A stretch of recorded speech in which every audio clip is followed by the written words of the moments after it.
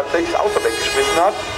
Also weiter halt nach vorne. In der Rennen hatte er eine grandiose Leistung gezeigt. Das hat auch hat gestern die Situation richtig antizipiert und sie haben sich darauf eingestellt. Vor der Mannschaft Venus, Vorgänger Spike.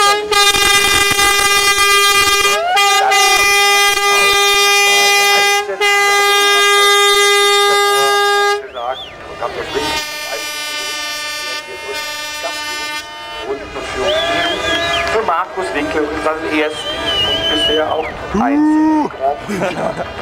Nick Heidfeld hat es ein bisschen besser gemacht als Kollege Robert Kubica. Gestern Kubica, der Pole, nur 16. Nick Heidfeld hat im Qualifikationsduell intern hat zurückschlagen können in der 11. Position. Aber die Sauber hat eigentlich andere Ansprüche. Die tun sich in diesem Jahr schwer mit dem neuen Reglement. Man hat von Anfang an offenbar das Reglement nicht ganz so extrem interpretiert, wie das